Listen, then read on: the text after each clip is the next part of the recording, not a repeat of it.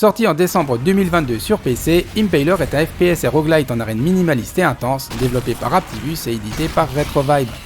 Il coûte à peine 3€ et on se demande bien ce qu'un développeur peut proposer dans le genre pour un tarif aussi bas. Eh bien pour commencer, de très jolis graphismes dans un chouette style rétro en pixel art qui rappelle Doom ou Hexen. Les armes adoptent d'ailleurs la position centrale vue dans les premiers FPS et elles ont vraiment de la gueule. Leur design légèrement futuriste font forte impression, comme ce shotgun massif et anguleux à l'allure brutale ou un lance-roquette qui a la gentillesse de signaler sa dangerosité à l'utilisateur. Les looks des ennemis ne sont pas très originaux par contre, mais ils sont très détaillés et soignés, leurs poses et leurs animations très frappantes et lisibles.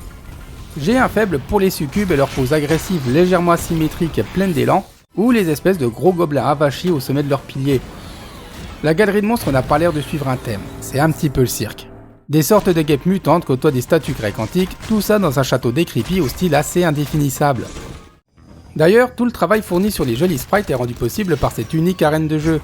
C'est la plus grosse économie faite par Impaler. Vous affronterez de nombreuses vagues dans cette salle à l'allure très brute, remplie de seulement 6 piliers, marquée de grandes bannières rouges dans sa largeur et d'une série de fenêtres éclairées dans sa longueur. Une astuce maligne pour aider le joueur à s'orienter dans ce qui reste un simple rectangle. Un gros travail sur les couleurs et les lumières rend le combat compréhensible en toutes circonstances, même lorsqu'il devient frénétique. J'ai d'ailleurs été surpris qu'un FPS si intense ne soit pas accompagné de métal bourrin comme c'est souvent le cas, mais d'un style beaucoup plus progressif et franchement pas dégueu. Ça colle bien avec un roguelite basé sur une montée en puissance régulière et sur une arène évolutive.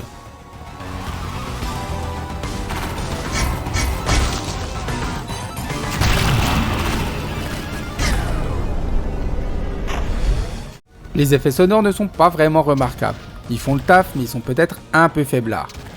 Les ennemis aussi sont assez silencieux. Il faut rester vigilant car ils ne s'annoncent pas comme dans d'autres jeux du genre.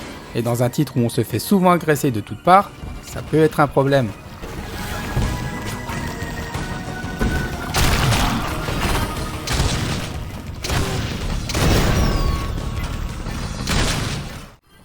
Vous n'aurez que 2 armes pour vous défendre au cours d'une run.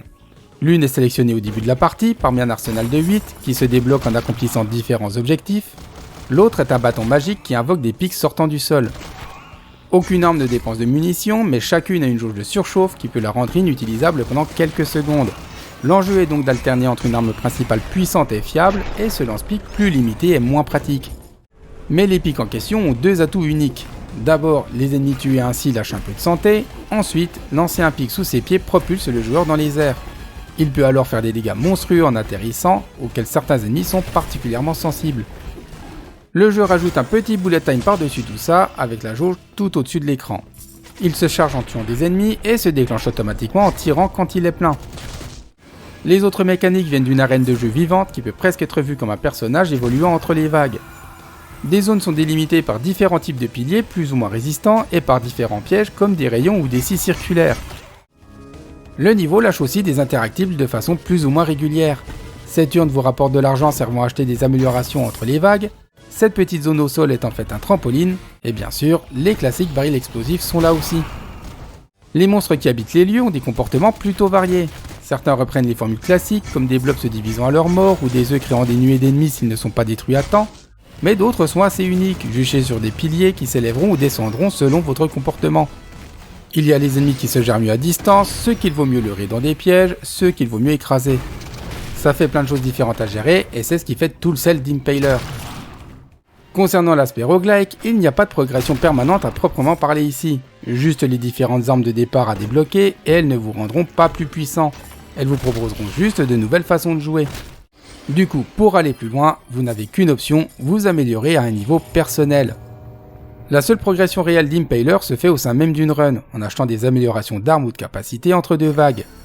Et après avoir essayé pas mal de styles différents, j'ai l'impression que tout ça est bien équilibré, et je me sentais libre de faire évoluer mon build comme je le voulais, du moment que je restais cohérent. Au final, Impaler tient sa promesse d'un roguelike intense et satisfaisant, avec un contenu assez impressionnant pour 3€, malgré son niveau unique.